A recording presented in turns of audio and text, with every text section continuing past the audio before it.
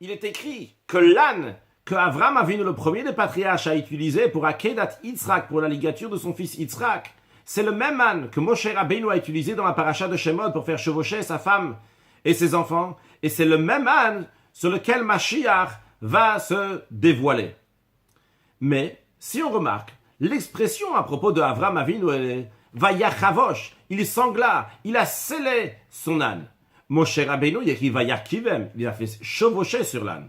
Et en ce qui concerne le roi Mashiach, l'expression du commentaire de Rashi est que Atid lehi galot alav, que le Mashiach va se dévoiler sur cet âne. Quelle est la différence de ces expressions de sceller, de faire chevaucher et se dévoiler? L'explication est la suivante. Quand on parle d'un chamor d'un âne, sur le plan spirituel des choses, ça fait référence au chomer. Chamor qui veut dire un âne, il y a aussi le langage de chomer qui veut dire la matière du monde, donc toute la matière du monde entier.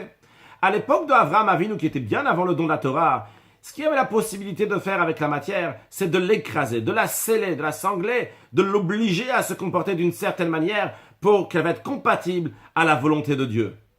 Puis, à l'époque de Moshe Rabbeinu, qui est l'époque du don de la Torah, il y a déjà une possibilité pour que la matière, le chamor, donc le chomer, va être un réceptacle pour la kedusha, pour la sainteté. D'où le fait que Moshe Rabbeinu a mis sa femme et ses enfants sur l'âne, sur le chomer, sur la matière, car la matière du monde était un réceptacle pour la kedusha, la sainteté. Mais ce n'est pas encore la finalité. La finalité va être lorsque Mashiach va venir, les higalot alav, se dévoiler sur lui, sur cette matière, dans la matière, que le monde entier, on va voir la divinité. Non pas que le monde va être un réceptacle pour la sainteté, mais que le monde lui-même va être saint. Ça va être lors de la venue de Mashiach, lorsque Venigla Kvod Hashem verra au kol basar yadav ki pi Hashem diber, lorsque l'honneur de Dieu va se révéler, et toute chair va voir dans la chair, dans la matière, comment tout vient de la parole de Dieu. Excellente journée.